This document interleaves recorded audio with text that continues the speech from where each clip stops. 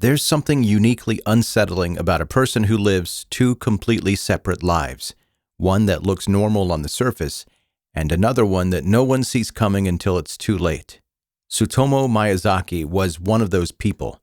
To the outside world, he was just an awkward guy from a well-connected family, the kind of quiet, withdrawn person you wouldn't really notice. But behind closed doors, he was deeply unwell. This wasn't a case of a misunderstood loner. This was something darker. He went to extreme lengths to taunt his victims' families and was so detached from reality. When he finally got caught, his defense was, let's call it, creative. Today we're talking about the man Japan dubbed the Otaku Killer, a name that somehow makes him sound far less terrifying than he actually was. Be ready, because this one gets weird. But before we dive in, if you like your true crime brief and bingeable, you're in the right place. Hit follow now for at least 2 new episodes every week. This is 10-Minute Murder. Let's get into it.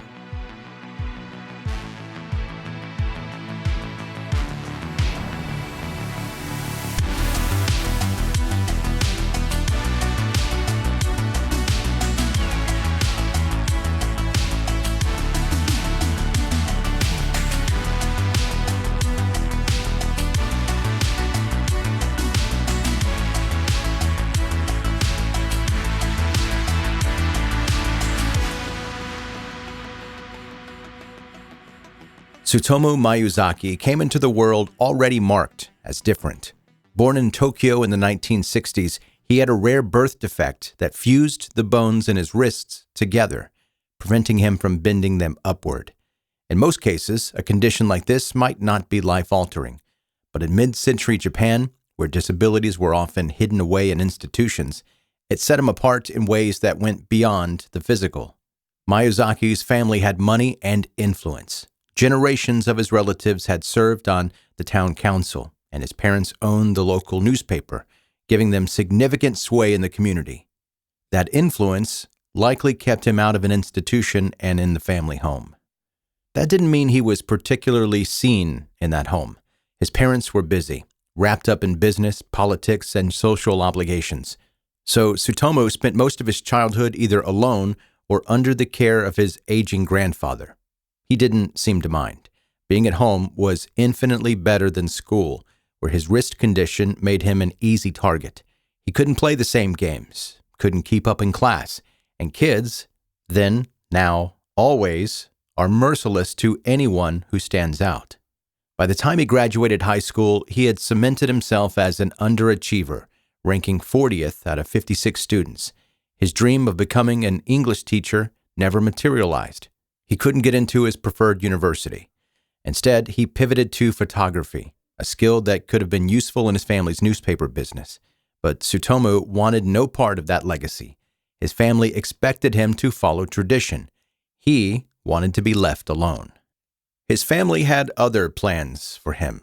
As their only son, he was expected to follow tradition, take his place in the family business, and uphold the Miyazaki name.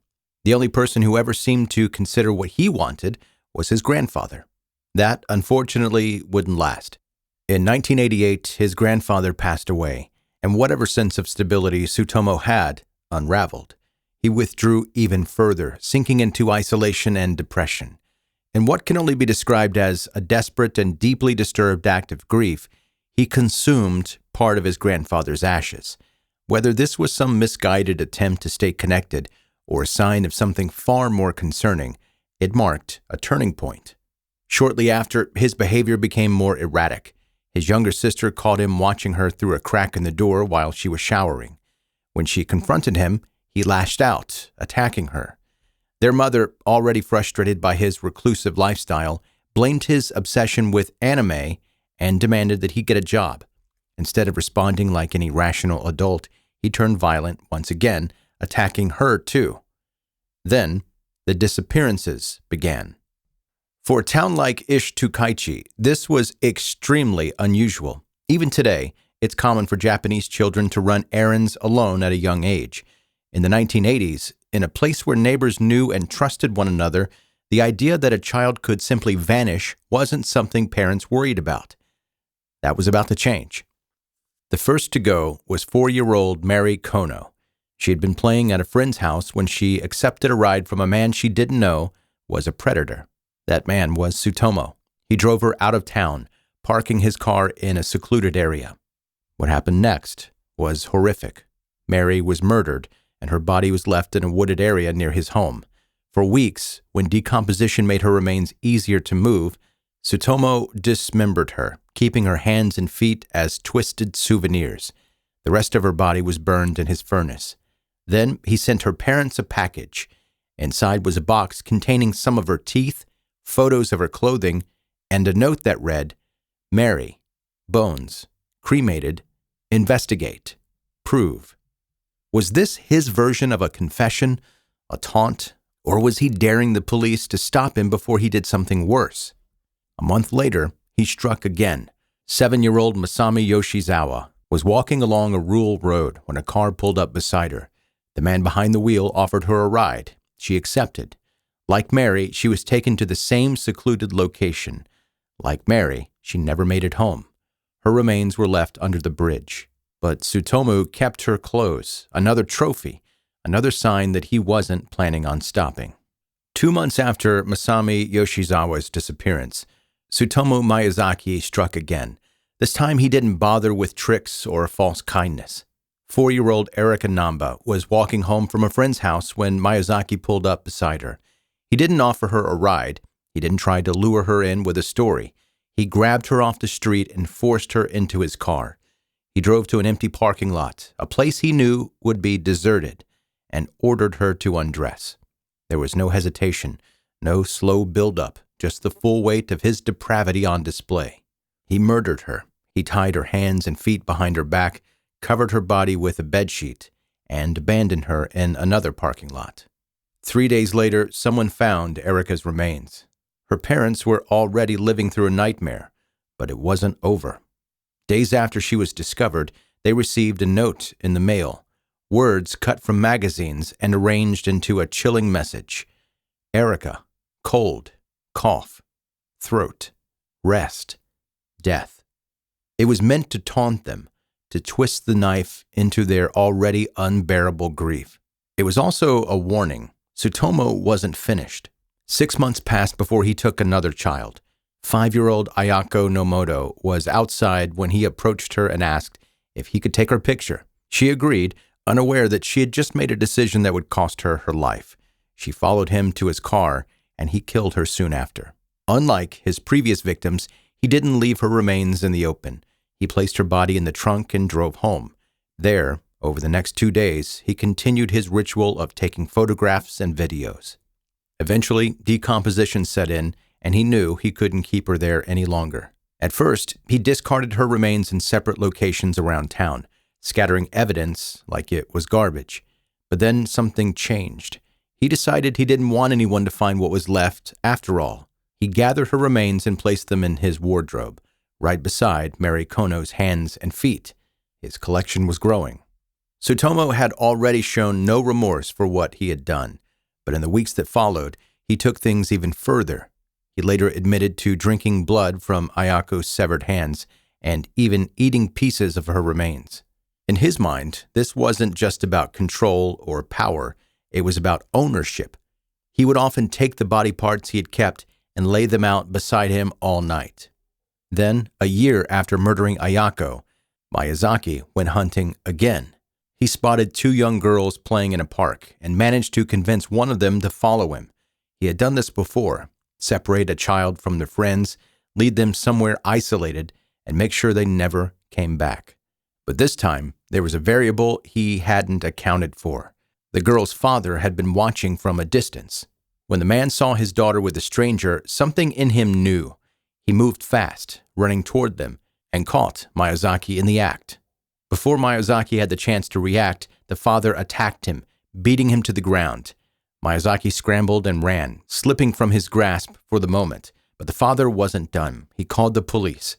Officers arrived at the park quickly, searching the area for the man described to them. Then, an hour later, Miyazaki did something so reckless it was almost unthinkable. He went back. He returned to the park to retrieve his car, completely unaware that the police were still there. The girl's father spotted him again and immediately pointed him out. This time, there was no escape. The officers arrested him on the spot. When they searched his home, they found something far worse than they expected. Miyazaki had documented everything. He had photographs and videotapes of his victims, cataloging his crimes in a way that suggested he had no real fear of being caught.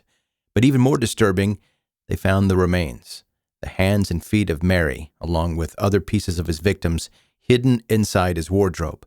There was no question about who had been taking the children. The only question now was what to do with them. The media wasted no time in branding him the Otaku Killer, a name that came from his obsession with violent anime and manga. Whether his interest in those things had any connection to his crimes is debatable, but it didn't matter. He had already become a figure of public outrage. In court, he tried to dodge responsibility. He claimed that he wasn't the one responsible for the murders. His alter ego, Ratman, was. He leaned into the idea that he was mentally ill, playing up the possibility that he suffered from multiple personality disorder. For a while, it worked. Some experts hesitated, wondering if there was any truth to his claim. But the courts weren't interested in his performance. Tsutomu Miyazaki was sentenced to death. In Japan, the wait time between sentencing and execution is usually long. The average is about 8 years, sometimes longer if the inmate appeals. Miyazaki tried. He appealed multiple times, but each time the court rejected him with remarkable speed. Then, on June 17, 2008, it was over. With no warning, Miyazaki was taken from his cell and hanged in a Tokyo prison. There was no media spectacle, no drawn-out legal battle. His life ended quietly, in stark contrast to the horror he had inflicted on so many others. Thanks for listening to this episode of 10-Minute Murder. I'm Joe, the host, and I do have one quick favor to ask of you before you go off to binge more episodes of the podcast. If you're a new listener, make sure you hit subscribe wherever you're listening right now and follow on social media. If you have any questions about the podcast, you want to see photos that go along with it, you can go to 10minutemurder.com. And if you go to the murder blog section of 10minutemurder.com, you'll see the photos that go along with this story. If you want to get in touch with me, my email address is joe@10minutemurder.com. And that's going to do it. That's your episode for today. Again, thank you so much for listening.